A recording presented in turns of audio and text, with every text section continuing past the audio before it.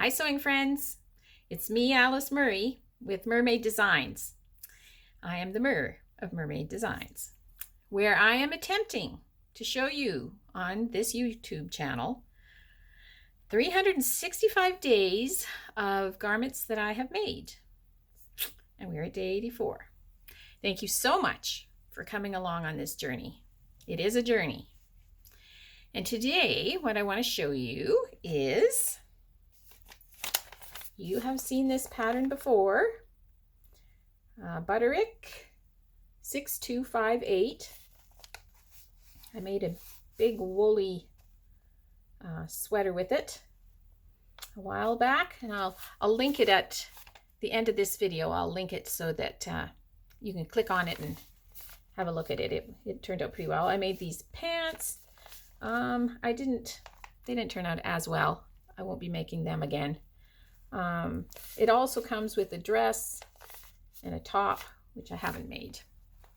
Oh, and it also has a skirt, which I haven't made, but I might make. I'm always looking for those kinds of patterns. So today I will show you the cardigan I made.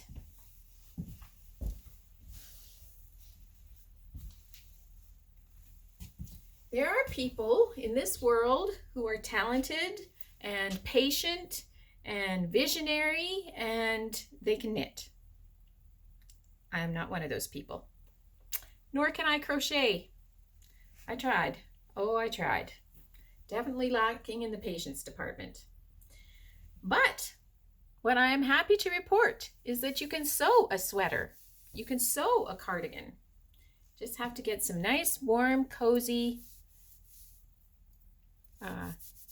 sweater knit. And this sweater knit, I think you would call it Slubby. I think that is actually the technical term for it.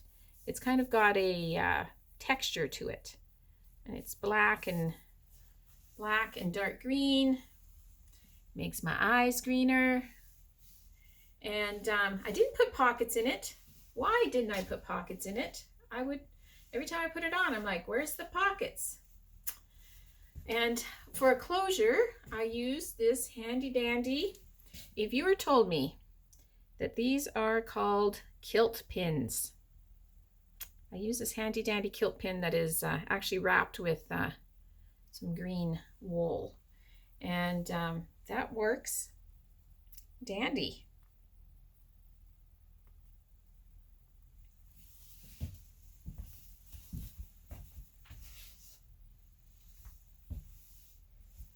So yeah, for all of you who, like me, cannot knit or crochet, strongly suggest getting a cardigan pattern like Butterick 6258 and making yourself some knitting. And today in my grateful thread, I just want to say what I am grateful for. This sweater reminds me of a warm hug, and we don't get nearly enough warm hugs these days. With all this social distancing, way less hugging. We have to give each other the fist bump of love instead of a hug. And so I'm grateful for hugs, and am anticipating the day we can hug again with wild abandon. So I hope you have somebody in your bubble that can give you a hug to keep you going. And I hope, you know what I hope? I hope that you are sewing, but I also hope you click on this link to look at the other cardigan I made.